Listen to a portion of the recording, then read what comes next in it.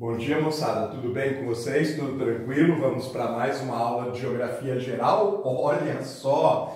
E hoje a segunda aula de Geografia Geral de aspectos naturais. A primeira nós fizemos o relevo do mundo, a de hoje nós vamos fazer os principais climas do mundo. Evidentemente, como eu já falei para vocês mais de uma vez, gente, na verdade nós estamos fazendo um apanhado geral para que vocês tenham uma noção dos climas do planeta, porque depois nós vamos estudar parte a parte do planeta com profundidade, com explicações, em que nós falaremos sobre os elementos, sobre os fatores do clima, sobre o climograma, sobre a ação das massas de ar e das correntes oceânicas. Porém, aqui não, aqui é uma visão bem geral do clima do mundo. Então vamos conhecê-los, vamos ter uma noção dos principais climas do mundo. E eu vou começar pelas regiões de baixa latitude, aquelas regiões que estão próximos da linha do Equador, onde nós temos os climas mais quentes e úmidos da Terra. Aliás, se você quiser saber um pouco mais sobre as zonas climáticas do planeta, há na playlist da Geografia Geral e agora também da Geografia Básica, se você quiser, as zonas climáticas da Terra, ok? Beleza? Na verdade está na playlist de Geografia do Brasil e de Geografia Básica. Bem, gente, vamos lá. No centro do planeta nós temos a faixa de clima equatorial. Clima equatorial que pega aqui ó, o norte da América do Sul, região chamada de Amazônia, o centro do continente africano, que é a região que a gente chama genericamente de Congo, e este arquipélago imenso, que é o arquipélago da Indonésia. Aqui nós temos um clima super úmido, chove muito, bem distribuidamente durante o ano e sempre quente. Bem, pessoal, nas proximidades, nos arredores desta área, nós temos outro clima que é muito típico aqui do Brasil, que é o clima tropical. Então ele pega principalmente o centro da América do Sul, o centro sul e norte do continente africano e o sul da Ásia. Essa é a faixa principal de clima tropical. Ele continua sendo um clima quente e úmido, porém ele já apresenta uma sazonalidade. O que é uma sazonalidade? A temperatura cai um pouco no inverno e o inverno fica um pouco mais seco. O verão é mais úmido e mais quente. Então essa variação de comportamento de temperatura e umidade ao longo do ano é o que nós chamamos de sazonalidade. Depois nós temos aqueles climas bem mais secos, continuando muito quente, que antecedem os desertos.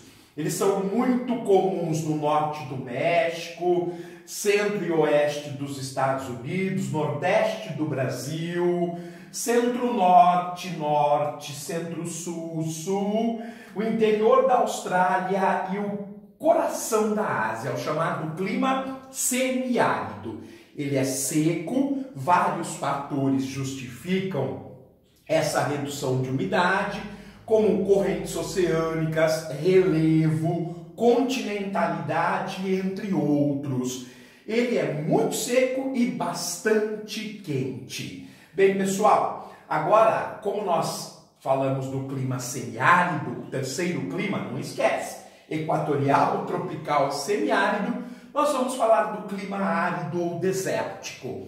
Esse clima árido ou desértico no hemisfério sul, ele é provocado por correntes oceânicas frias. No hemisfério norte, ele é provocado pelo relevo e pela continentalidade. Então, nós temos grandes desertos espalhados pelo mundo. No hemisfério sul, o deserto do Atacama, aqui na América do Sul, o do Kalahari, no continente africano, e o grande deserto australiano no interior da Austrália.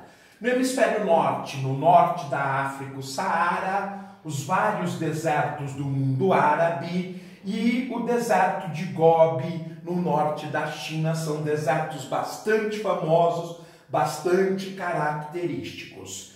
Depois nós temos um clima, gente, que ele é de transição entre o clima temperado, que é muito sazonal, e o clima tropical, que começa a apresentar a sazonalidade, que é o clima subtropical, típico do sul do Brasil, onde no inverno nós já temos o frio. O curioso é que o clima subtropical, ele é chuvoso no inverno. Então a sazonalidade dele está concentrada não nas chuvas, mas na temperatura. Então o verão é quente e úmido, o inverno é frio e úmido. Ele é muito comum também no sudeste dos Estados Unidos, na região da Flórida e no sudeste da China, nas grandes planícies chinesas. Vamos ver se a gente lembra de todos eles? Eu já esqueci. Clima equatorial, clima tropical, clima semiárido, clima árido e clima subtropical. Olha que bacana! Já enchemos essa mão. Vamos tentar para outra mão agora? Muito bem, gente. Como eu disse, o subtropical, ele é de transição entre o tropical e o temperado. O clima temperado, gente, é aquele clima que marca a paisagem dos países do hemisfério norte. Ele é mais raro no hemisfério sul. Por quê? Por causa da conformidade geográfica. O hemisfério sul, ele é o hemisfério mais das águas, o hemisfério norte é o hemisfério das terras. O clima temperado, pessoal, ele tem as 4 estações bem definidas. Claro que a gente deixa muito marcante o inverno, que é bem frio, e o verão, que é bem quente e úmido. Ele tem uma grande amplitude térmica. Só que nós temos vários tipos de climas temperados. Nós temos os climas temperados oceânicos, aquele que a temperatura é amenizada e a umidade é aumentada. E nós temos o clima temperado continental, aquele que está no interior, que ele é mais rigoroso, com amplitude térmica mais agressiva, mais sentida. Bem, depois do clima temperado, que a gente pode ter do temperado oceânico e o temperado continental, mais característico dos países do hemisfério norte, nós temos o clima temperado frio.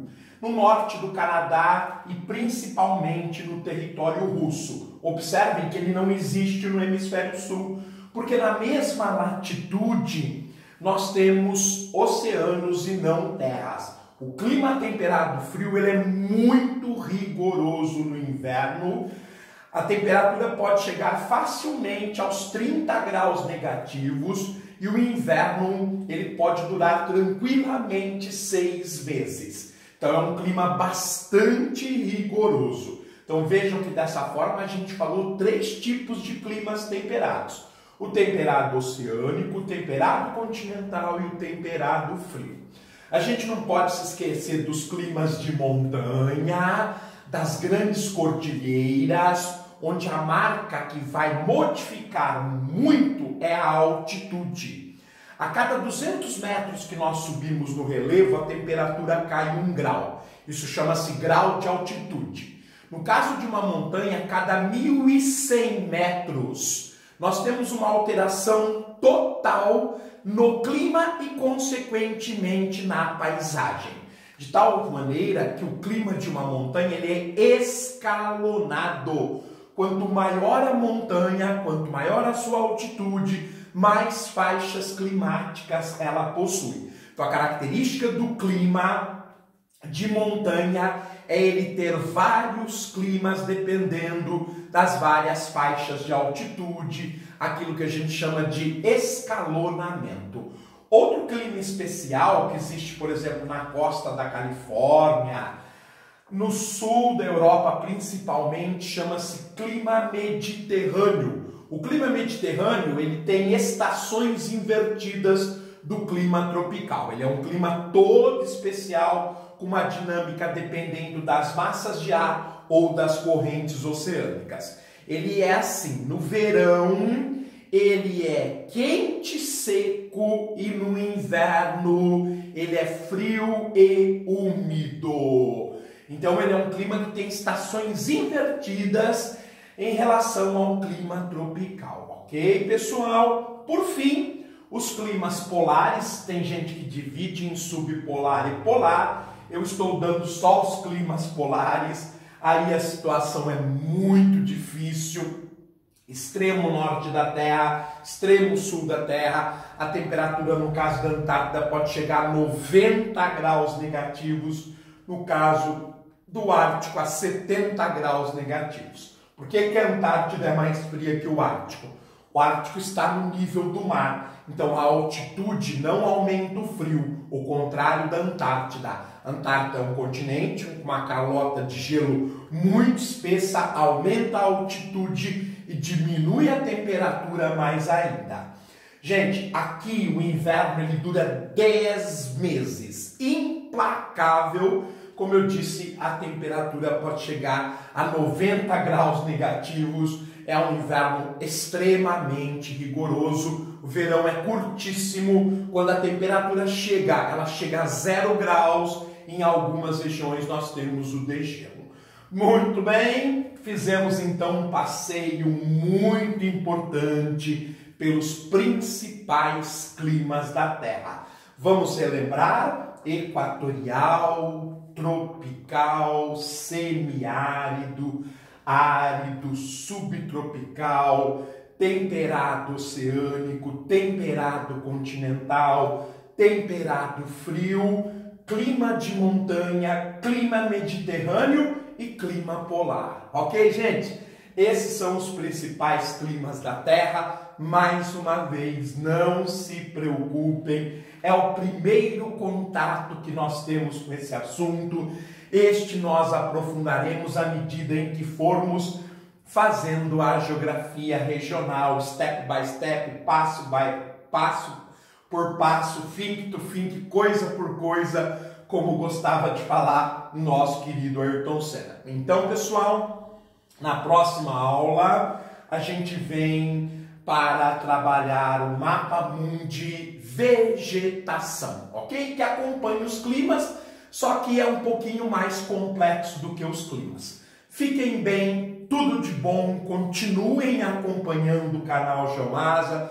Não esquece de dar aquela curtida, não esquece de se inscrever, de comentar, de compartilhar nas redes sociais.